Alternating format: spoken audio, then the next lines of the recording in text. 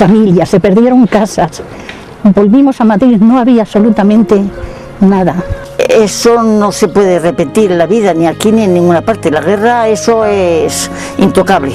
Vimos lo que pasó tan grave y tan monstruoso, pues hay que recordarlo y decir, esto no puede pasar. Y que no venga otra guerra, desde luego, porque como venga otra guerra va a ser peor todavía que la que hubo. Recuerdo que tenía a mi madre en una sillita, una manta, y en cuanto sonaban las sirenas, pues mi madre cogía la manta, me cogía aquí de la mano y al metro de Alvarado. Y allí pasé más de una noche durmiendo, metidos en una mantita.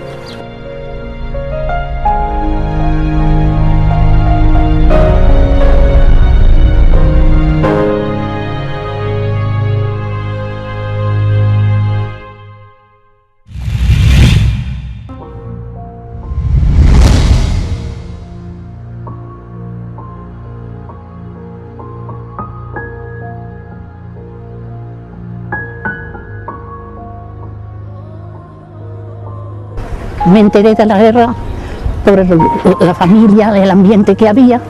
Yo era muy niña, nos llevaron con los colegios a Valencia, mis padres se quedaron aquí con los hermanos mayores, un hermano se fue voluntario a las milicias, perdió la vida allí. Yo me enteré de la sublevación el 18 de julio por la tarde. Veníamos unos cuantos amigos de Bañanos del Río Manzanares. Y cuando llegamos allí al barrio, allí mismo yo me enteré de que en Marruecos ya había una sublevación. Yo me enteré por los periódicos, que leía los periódicos todos los días, que había habido una sublevación en Marruecos de los militares contra la República. Había rumores ya, de pronto pues se empezó a decir que se habían sublevado las tropas en África principalmente contra la República, la Segunda República que había entonces. Tenía 7 años y me enteré por una radio del pueblo que había guerra. Yo tenía 6 años y me pilló aquí en Madrid, en casa de un hermano de mi madre. Ya me enteré ahí porque tuvimos que salir disparados a Valencia. Yo vivía en el Puente Toledo y vino mi padre que había empezado la guerra y que había que salir para Valencia.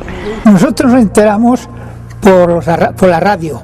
Nos juntábamos todos los vecinos del pueblo allí y nos daban noticias por la radio lo que pasaba aquí en Arganda del Rey. La guerra estalló en el verano, el día 18 de julio, y nosotros estábamos en el campo al lado de la carretera que va a Arganda. Y estábamos mi familia, mi padre, mi madre, mis hermanas y mi hermano, porque estábamos segando un poco que teníamos allí de cebá y pasó un pobre de pedir que iba desde Morata a Arganda por la carretera y nos dijo: no trabajéis, que ha estallado la guerra. Y luego después pasó otro de aquí de Morata, que era Luis el Censo, con el carro y las mulas, que iba a carrear cebá como era en el verano, y nos dijo: ha estallado la guerra, no trabajéis. Y nos enteramos en el campo de que había estallado la guerra. Nosotros seguíamos trabajando aquí en el campo como sin tal cosa, claro, hasta que nos llevaron a la guerra. Luego ya empezaron a llevar quintas, a nosotros la llamaban la quinta el chupete y a las quintas mayores la quinta el saco, porque en vez de llevar el maleta llevaban el saco, un saco la ropa, y le llamaban la quinta el saco. Yo vivía en el Camino de Arriba, número 46, en el Puente de Vallecas, y la guerra nos enteramos por una radio que tenía allí en la portera. Mis padres, más claro que se asustáis, que la guerra es muy mala, muy peligrosa, nos decía, y bajamos a la calle a jugar. 15 semanas después del comienzo de la guerra, Madrid, la capital de la República, en aquel momento había quedado en primera línea de fuego. La gran ofensiva sobre Madrid tuvo lugar el 7 de noviembre. Franco, en aquel momento, trató con un ejército de 25.000 soldados ocupar una ciudad de 1 millón. Tardaron bastante en llegar a Madrid.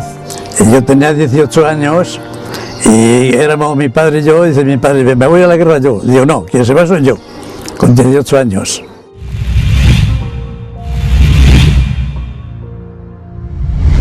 nosotros vivíamos en el Puente Vallecas, vivíamos al lado de la fábrica donde trabajaba mi padre, y vino corriendo mi padre a decir a mi madre que había empezado la guerra y que no tenía más remedio que marcharse al frente. Y entonces mi madre toda asustada, llorando, porque decía que qué iba a hacer ya con sus niños, y dijo él pues que hiciera lo que pudiera, pero él se tenía que marchar. Así que lo único que hizo mi madre es agarrarse a nosotros y empezar la pobre a llorar. Yo, como era tan pequeña, lo único que sí recuerdo que en esa época no teníamos para comer, y la vecina de al lado tenía un gato y no tenía hijos, y le solía poner sardinas al gato. Y esta que está aquí, pues me senté, le quité al gato que comiera y me comí yo las sardinas. Eso sí lo recuerdo.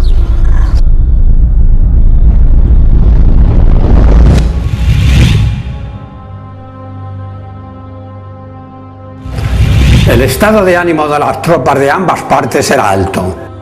Las tropas de Franco porque venían de tomar Málaga, y las tropas republicanas porque acababan de recibir la ayuda de los voluntarios internacionales.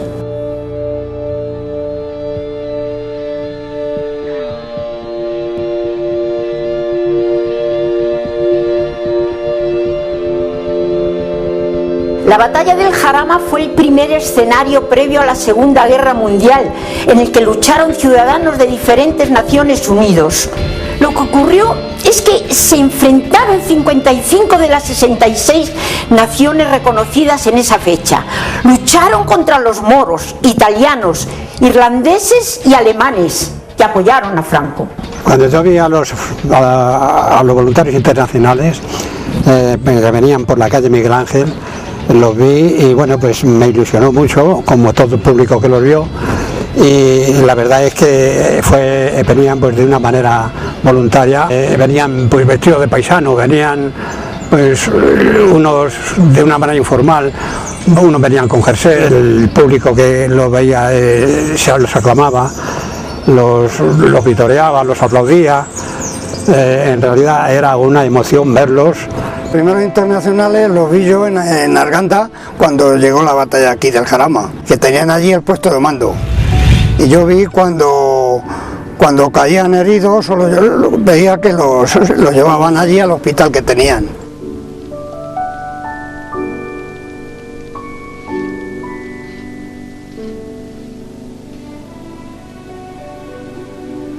Los primeros meses de la proximidad del frente, se evacuaron el pueblo, no había casi nadie, luego fueron regresando, pero no existían suministros, no había comida.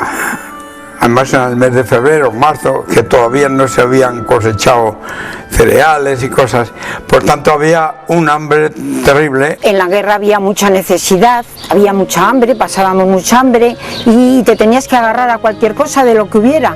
Y hubo una cosa muy curiosa que hubo, yo tenía un gatito, se llamaba Crispina, era una gatita, Crispina, y la pobrita no la tuvimos que comer. Estaba buenísima, pero antes éramos nosotros que ellos. Pobre Crispina, cuánto me acuerdo yo de ella, era negrita, preciosa. Que me perdone donde esté la gatita. Bueno, está en mi estómago. Nos daban, decían que era conejo, y cuando nos lo comíamos empezaban miau, miau. Y ya nos dimos cuenta que lo que nos habían dado había sido gato. En mi casa un día se reunían los amigos y como éramos muchos, unas veces iban unos, otros, y un día se reunieron y fueron unos amigos a decir a mi madre que si les quería guisar un conejo que habían, pues sí, y lo guisó el conejo. Y al poco tiempo, por lo visto, creo que a mí me dieron una tajadita y que, ¡ay, qué rica, qué rico está, qué bien ha salido! Y al mucho tiempo, a poco, Asun, ¿qué te gustó el conejo? Pues muy rico. Dice, pues era gato. Digo, pues qué rico gato. Y esto yo no lo he sabido hasta ahora aquí en la residencia, porque el que hizo era Jesús y mi hermano Alejo fueron los promotores. Y yo cuando vinieron aquí y se juntaron Alejo y Jesús. Alejo, ¿te acuerdas? Acudimos a la casa, a la vivienda donde la madre de Sunti y Alejo, pues estaban allí, y le dijimos que habíamos cazado un conejo. ¡Uy, qué bien, un conejo! ¡Qué suerte habéis tenido! Con el perro de fulano, era mentira, pero ella se lo creyó. Claro, no tenía más remedio que creerlo, porque era tan real. ¿Qué habéis hecho con la cabeza? La hemos tirado, y el hígado, hombre, si es lo mejor. Bueno, nosotros nos callábamos así, muy cucos, nos callábamos, no queríamos decir lo que era. Bueno, pues sí, os lo guisaré, os lo cocinaré para mañana irnos a comerlo por ahí, los amigos. Y al día siguiente, cuando ya estuvo cocinado, en unas cazuelas, en una tal, nos dijo su madre: ¿no os importa que le demos apartemos una tajadita para la Sunti, que está enferma? Claro, era un tesoro tener una tajadita de carne, y nosotros nos miramos así de bueno, vale. Total, que le apartaron para la Sunti una tajada o dos, se las comió, y hasta la fecha no se ha enterado que se lo dijimos. Sabía a gloria, seguramente, entonces. Me pasó muchísimo, muchísimo, porque yo, mi hermano, que tenía meses, no teníamos ni para darle sopas, y compró mi padre un molinillo, que todavía le tenemos, de esos de así, y todas las noches cuando venían del campo, mi hermano mayor y mi padre se sentaban en la cocina a moler trigo que teníamos para hacerle la papilla. Yo recuerdo a mi padre oírle, para oír los partes de guerra y las noticias que había, en una mesa ponía una pequeña radio que había, y entonces para oírlo bien y que no se oyeran los demás de que se tenía, porque entre el vecindario había, ya sabes, cosas, entonces se tapaba con una manta, se echaba la manta por la cabeza como cuando se toman vaos, pues eso hacía él así, y así oía los partes de guerra. Mi padre, si quiso oír noticias de la guerra con algún familiar, iban todas las noches, eran 4, 5, 6, cada noche iban 2 a oír la radio a 7 kilómetros, que hay un pueblo que se llama Fuentes Buenas, teníamos allí buena amistad, y una familia que le dijo a mi padre: si quieres oír noticias, vente a casa y las oyes. Ellos sí tenían radio, y allí lo oían todas las noches que fueron. En Arganda los partes se llevaban un motorista que se la jugaba todos los días para pasar de Arganda a Madrid. Eran los partes de guerra que había desde aquí ya, porque ya se tiraban tiros, y entonces pues iba a Madrid como si tenía que traerlos de Madrid para acá. Esta oficina estaba en la calle La Paloma, que sigue llamándose igual ahora, y había otra más para abajo, que era solo de españoles, en la calle San Juan. Empezaba diciendo: el parte oficial de guerra del Ministerio de Defensa Nacional, y empezaba por el Ejército del Centro. Como no había actividad, pues apenas decía sin novedad, más luego seguía y decía Ejército de Levante.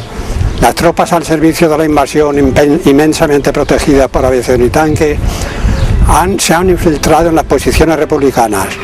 Los republicanos se han retirado a unas cotas para una mejor defensa. La moral de las tropas rebeldes es muy baja, la moral de las tropas republicanas muy alta. Y así terminaba prácticamente el parte de guerra. El parte era todas las noches, si lo daban sobre las 9, por las 9 los daban, o bien de aquí de Alganda, del frente, de donde estaban en el frente, lo que había ocurrido por parte de nacionales y por parte de rojos. Había aquí en Morata, en la plaza, en la comandancia de Marina, había todos los días, más de una vez, editaban un parte de guerra. Vamos, varios partes de guerra a lo largo del día, no sé, 2, 3, no me acuerdo. Parte oficial de guerra y tal, y entonces pues decían que nuestras tropas, que nuestros combatientes, porque más que soldados se llamaban combatientes entonces, milicianos y combatientes. La palabra soldado no la empleaban entonces apenas, que yo recuerde, en la zona republicana se empleaba mucho la palabra combatientes, y que que en tal sitio pues hemos tomado una cota, hemos avanzado, decían lo que se podía decir, lo que convenía decir. Muchas veces pues casi era una noticia ilusoria, propagandística, en beneficio naturalmente de su marcha. La guerra eran falsos la mitad, porque decían la brigada tal la cogió tanto y cuanto, y lo que era al revés, que la habían perdido, que la habían perdido, no cogió. Franco y sus generales tenían prisa por tomar Madrid. Desde el 16 de enero de 1937, el ejército republicano ya sabe que los nacionales proyectan una ofensiva en la zona comprendida entre Vallecas y Aranjuez. Los 4 primeros días de febrero son horribles en cuanto al tiempo que se refiere. Ante esta situación, los frentes de combate permanecen estabilizados sin novedad en todos los lugares.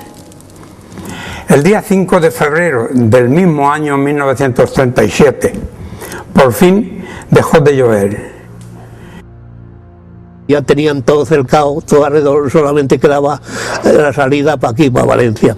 Al amanecer del 6 de febrero salió de Pinto la primera brigada al mando del coronel Rada.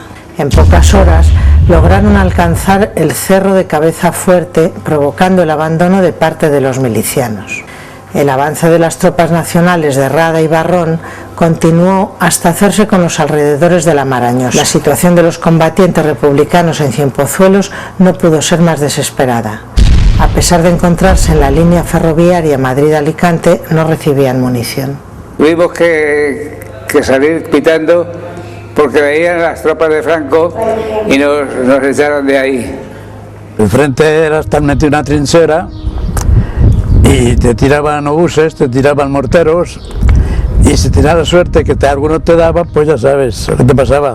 Estaban tan cerquita unos de otros que por las troneras te colaban las balas. ¿Y cuántos han muerto con el tiro en la frente?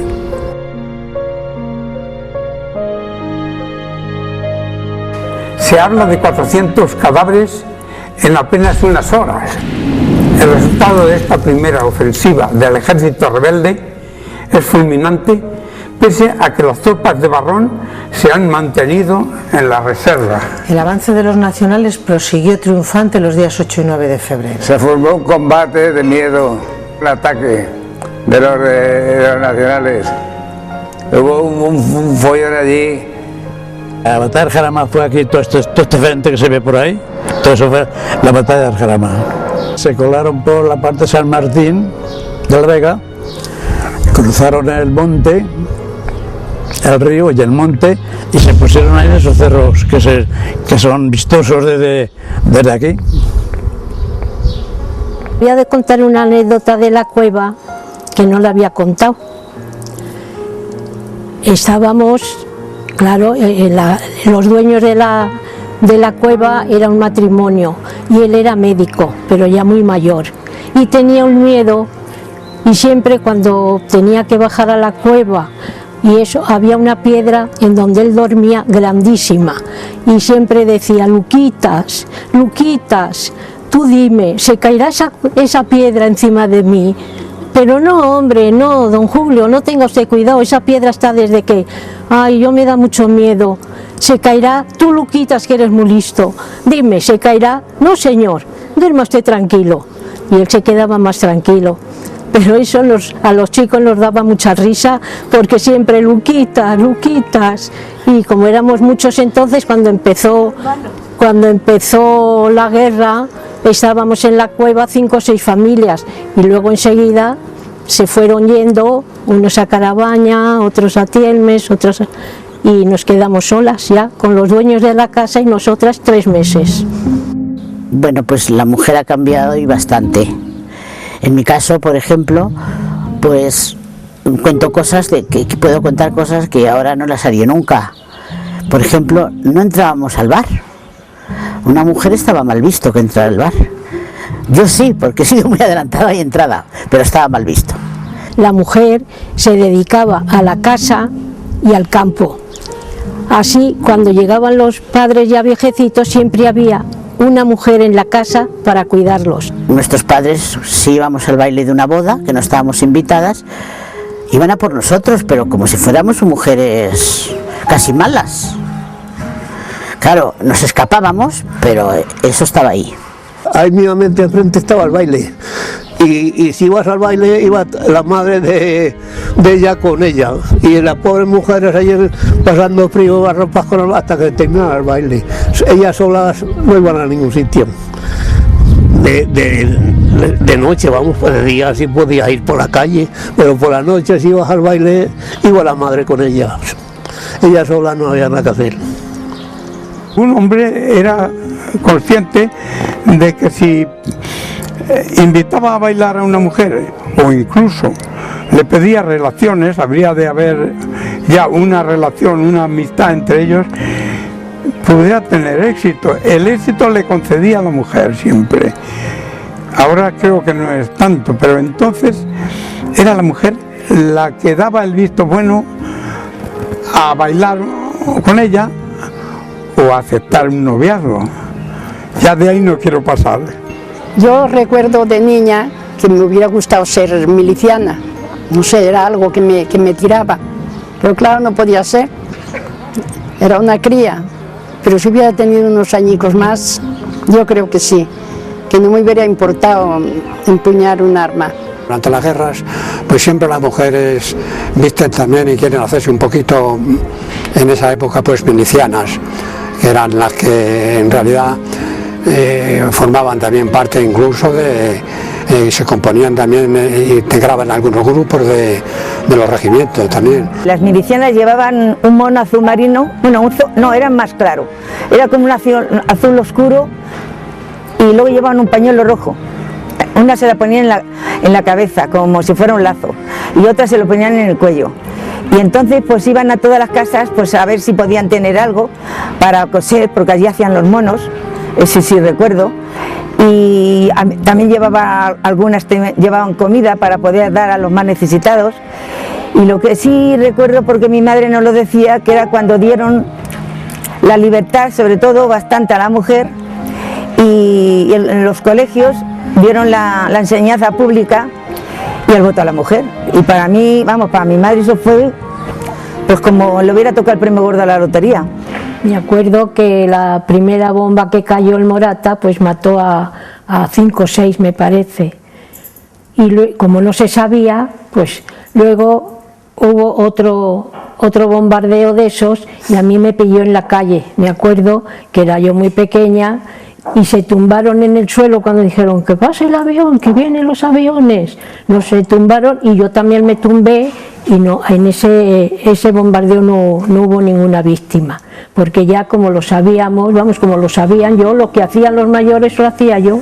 Se tumbaron en el suelo, pues yo también, y pasaron y no.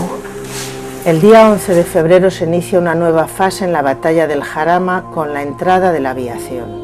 Aviones italianos, alemanes y rusos tratan de hacerse con el control del espacio aéreo, mientras que en tierra la lucha se centra en cruzar el río Jarama. Aviones, esos grandes, que los llamamos las pavas, que son los trimotores grandes, esos, que esa es la vez que nos bombardearon a nosotros. Lo que pasa es que tuvimos la suerte de no tocarnos. Empezaron a bombardear, venían 3 aviones que no podían, de bombas que llevaban, de cargados que iban, les llevaban las 3 pavas. Las 3 pavas, y tocaba la sirena. Entonces por allí había refugios. En cada casa había un refugio, que no, eso no era nada, porque eso no... Si cae la bomba en el refugio, morimos 2 veces, aplastados por el obús y por la tierra que caía encima. Los combates cuerpo a cuerpo y el control de los 3 puentes marcan el inicio de esta segunda fase de la batalla. Cada 3 por 4 estábamos con los bombardeos, gente que estaba muriendo con las bombas dichosas, y nos metíamos en las cuevas para poder librarnos. Estamos refugiados en una alarma aérea. Oíamos, desde la cueva ya se oían los motores de los aviones, aquel motor patético, trágico que sonaba a muerte aquellos motores. Las primeras bombas venían de sur a norte, los aviones, vendrían de la parte de Toledo seguramente, de algún aeródromo que tendrían por allí. Los primeros bombazos que estallaban se oían más lejos, no muy lejos, pero el siguiente más cerca. Y ya el último que oímos fue tan grande que se conmovió todo el refugio, toda la cueva se conmovió. Entró un aire por la puerta de la cueva, que apagó los candiles que teníamos para alumbrarnos, como un soplo tremendo, como el soplo del infierno casi. Y bueno, aquello fue un drama, las mujeres, los niños, todos gritando porque no sabemos qué había pasado. Y es que había caído una bomba bastante grande a 15 metros de donde estábamos, de la boca de la cueva, y una casa la hundió por completo, la derrumbó, la derrulló, la destruyó, tapó la calle, todo de escombros. Claro, la onda expansiva fue tan grande que, bueno, una de las partes se entró por la boca de la cueva, del refugio, y nos dejó a oscuras, un tufo de pólvora, de qué sé yo. Aquello parecía que era el fin del mundo para nosotros. Durante un primer momento se mantuvo la superioridad republicana en el cielo, pero posteriormente son los aviones nacionales de la Legión Cóndor con sus ametralladoras quienes logran hacerse con el control. Esto no se me olvidará jamás en la vida. Mi madre con la mano puesta así sobre el balcón. Dios mío, aquí vamos a morir todos, todos vamos a morir. Yo agarrada a sus piernas, llorando, llorando. Y al pocos segundos mi madre decía, ¿pero qué pasa? ¿Cómo tardan tanto en estallar estas bombas? Volvíamos a mirar, ¡ay, lo que viene por aquí, Dios mío, lo que venían de bombas! Y luego hasta que nos dimos cuenta que eran sacos de pan. En sacos y porciones también sueltas, cosa que luego, claro, al llegar al suelo no nos lo dejaron comer porque decían que sí estaba envenenado y nos querían envenenar. Pero yo eso no se me olvidará en la vida, el miedo que pudimos pasar, llorando allí por las bombas, ay. Había en las eras, había un guarda en una era alta y otra ahí, con una bocina, y cuando venía la aviación tocaba la bocina. Y venía la aviación y claro, todo el mundo ya, el que más, el que menos, pues tenía ya los refugios y iban a refugiarse. Y tiraron, pero una mañana ahí enfrente, y precisamente al lado del pueblo, 8 bombas cayeron. Y solamente un hombre que iba por el camino se tumbó en el camino y fue el único que hirieron. Pero no, muertes no hubo. Cortaron la carretera de Villarejo. Esa cayeron 2 bombas en la misma carretera.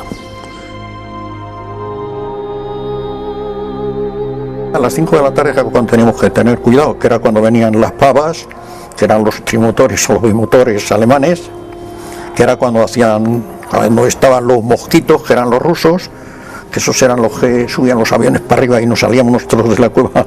Yo por lo menos me salía de la cueva porque subían para arriba y bajaban para abajo. Cuando bajaban para abajo iban a por la pava, seguro. Una vez la cazaron y vino a parar aquí a Vilches. Y más, bueno, y la metralla, digamos lo que soltaban los aviones estos pequeñitos, los mosquitos, y los otros ingleses que también eran mucho más rápidos que los alemanes. Para eso, pues se rompían las tejas, claro, tiraban toda para nosotros. Yo me salía de la cueva y mi madre tenía que salir corriendo a buscarme para que no me saliera a la calle, al patio, para verlos. Yo ya voy a subir y bajar. Y como yo, pues un montón de arganda y no nos pasó nunca nada. Cayeron 2 obuses en mi casa y uno cayó en el pajal y se enterró entre la paja, y otro cayó en una cámara que tenemos más dentro del corral, allí al lado del pozo, y allí cayó otro, pero eran de bolitas. Y mi madre estaba en el patio y decía, uy, mira, bolitas para que jueguen los muchachos, para mi hermano y para mí, para que jugáramos con las bolas. Jugábamos a saltar, a la comba, jugábamos a hacer teatros. Poníamos bancos, nos vestíamos de lo que fuera. A mí me ponían de directora y ponían los bancos, yo era la maestra y no sabía yo hacer la redonda con un vaso porque no me dio tiempo de ir a la escuela y entonces pues eso, en eso pasábamos, jugábamos a las maestras por la mañana, luego por la tarde jugábamos a la comba y cuando sentíamos los aviones pues todas las chicas corriendo a la cueva. Me acuerdo yo que estábamos cosiendo en la calle, las amigas, la Carmen Jiménez. Estábamos haciendo alpargatas, que hacíamos alpargatas, porque no había alpargatas. Y ya venía la guerra y ya todo el mundo a las cuevas. Y nosotros de momento queríamos verlo, como si fuera algo grande, ¿sabes? Es que claro, teníamos pocos años. Pero era miedosísimo, y hasta que su padre de Carmen nos cogía a la cueva, a la cueva, a la cueva, y todo el mundo a la cueva corriendo. Pero era miedosísimo porque eran unos ruidos con los aviones, no sé lo que sería esto de las bolas, si eran obuses, si eran, no sé qué sería, porque lo de las bolas, claro, pues ocupaba el pueblo, de tanto que tiraban. Y duraban a lo mejor 2 horas o así. Hemos jugado a las tabas, hemos jugado a los cantillos, hemos jugado a las cartas, hemos jugado a saltar, a los dobles, a los tocinos que llamábamos. A la lima. A los bonis, a la comba, a las tabas. Jugábamos al corro, cantábamos canciones. Jugábamos al clavo, jugábamos las 4 esquinas. En una calle nos poníamos las 4 esquinas, y una se ponía en el medio, 4 chicas, ¿no? Y una en el medio. Y una vamos cambiando, te cambiaban y entonces la otra salía y eso, ¿sabes? Jugaban a la guerra también, unos y otros.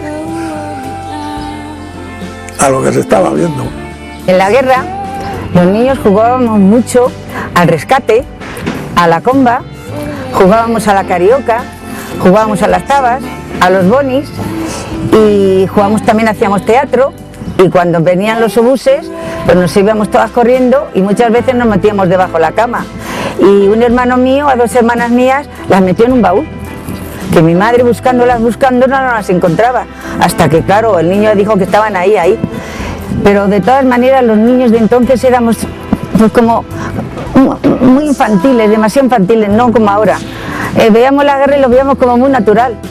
Le decía, mamá, madre, que ya vienen los aviones, Y las pobres madres, la mayoría, por lo menos la mía, se iba corriendo al bate, pues se le descomponía el vientre del susto que tenía.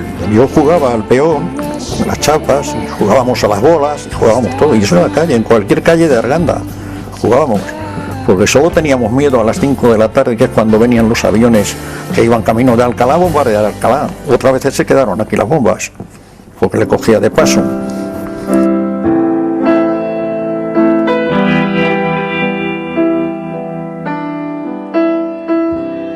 Una flor, este rabito, decía la nieve, esta flor para que se la regué a la mamá, decía la maestra, esta era la maestra la que nos enseñaba, ¿sabes? Una maestra muy buena, la pobre ya se murió. El ejército republicano tuvo que pasar a la ofensiva con el fin de obligar al ejército nacional a retroceder hacia la margen derecha del río. Hasta la fecha, el Cerro del Pingarrón se consideraba una posición importante. Las tropas rebeldes se habían apoderado de aquella cota el 14 de febrero. La noche del 18 al 19 de febrero, la primera brigada del Lister tomó de nuevo el cerro. Las bajas franquistas de aquella jornada fueron muy numerosas. El 23 de febrero de 1937, el Pingarrón fue sucesivamente conquistado y perdido por ambas fuerzas, pagando un tributo de sangre muy alto. Con la sangrienta lucha del Pingarrón puede darse por terminada la batalla del Jarama por agotamiento de los combatientes. El día que se acabó la guerra nos enteramos porque empezaron ya a venir soldados del frente, que se venían y nos dijeron, no venimos del frente porque la guerra ya se ha acabado. El 28 de marzo, pues ya también las radios estaban anunciando que en Madrid se había terminado la guerra. habían dejado de haber trincheras. Pues aquí en Morat igual, abandonaron las trincheras y se atrevió uno, ya digo, de los nacionales, y llegó hasta la plaza y se dirigió a la gente diciéndole: la guerra ya ha terminado. De pronto pues dijeron que se había terminado la guerra, muchos se fueron a la plaza. Tiraron los fusiles, todos los que estaban en la guerra, tiraron los fusiles allí. Es muy corriente, muy chocante, ahora que estamos con los años, pero que entonces vivíamos hasta con cierto optimismo cuando pasaba el peligro y nosotros seguíamos viviendo. La guerra es mala para todos, los de un bando y los de otro, porque todos se sufren. Ahí en esta guerra por mismo murieron de una parte que de otra. La guerra no es buena para nadie y la guerra hay que tratar de evitarla, sea por quien sea, pero que eso es lo peor que puede ocurrir en una nación y en el mundo entero.